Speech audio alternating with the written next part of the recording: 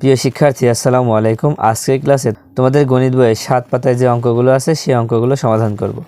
দেখো 7 পাতার প্রথমে 2 নম্বরে একটা অঙ্ক আছে। এখানে কি লেখা আছে দেখো, 89,753টি শীতার্ত পরিবারের মাঝে শীতবস্ত্র হিসেবে কম্বল বিতরণ করা হলো। প্রতিটি কম্বলের মূল্য 1,999 টাকা হলে শীতবস্ত্র ক্রয় বাবদ মোট কত টাকা খরচ হলো? দেখো এখানে পরিবারের সংখ্যা কয়টি? এখানে মোট পরিবারের সংখ্যা হচ্ছে 89,753টি।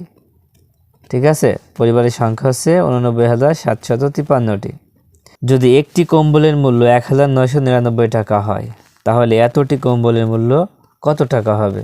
কি করতে হবে? গুণ করতে হবে।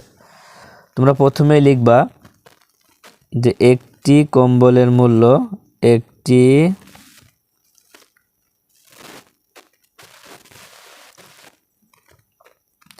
কম্বলের মূল্য 1,999 টাকা। তাহলে কতটি কম্বল লাগবে? এই যে 89,753টি কম্বলের মূল্য কি করতে হবে? গুণ করতে হবে।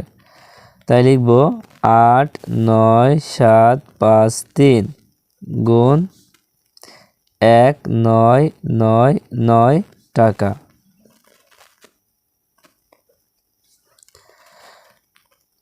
তাহলে এই গুণটা এখন তোমাদের করতে হবে।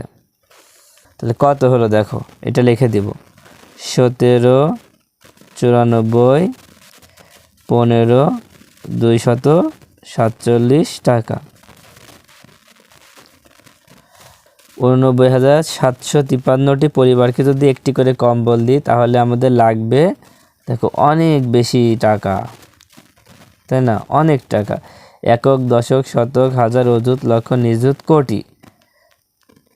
তার মানে 17,94,15,247 টাকা কিন্তু লাগবে। আমরা উত্তর লিখব। উত্তর মোট খরচ হবে, মোট খরচ হলো 1,794,1,5,2,4,7 টাকা।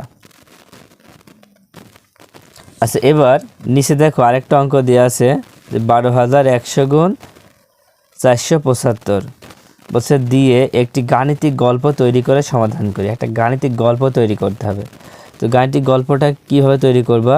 দেখো প্রথমে লিখবা একটা যে কোনো একটা নাম নিবা। আমি লিখলাম মিনাদের খামারে 12,100টি মুরগি আছে।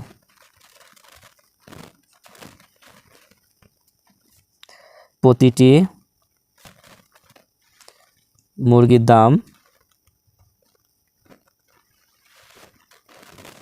475 টাকা হলে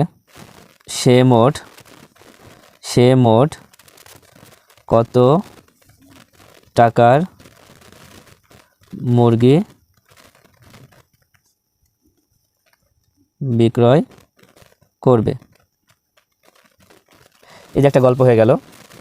এবার এই গল্পটি এখানে অঙ্ক করতে হবে। দেখো খামারে মুরগি আছে 12,100টি, আর প্রতিটি মুরগির দাম 475 টাকা। তো আমরা লিখব একটি মুরগির দাম 475 টাকা। অতএব 12,100টি মুরগির দাম 12,100 গুণ 475।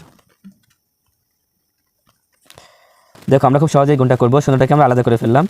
এখন এই 5 দিয়ে প্রথমে 1 গুণ করো। 5 অক্ষে 5, 5 দুখানি 10, 10 শূন্য হাতে 1, 5 অক্ষে 5 আর হাতের 1 6।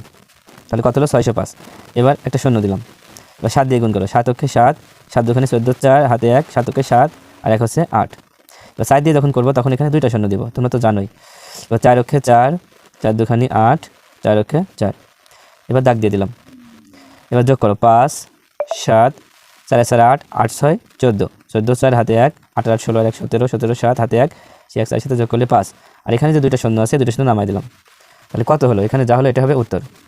তাহলে আমরা পেয়েছি 57,47,500 টাকা।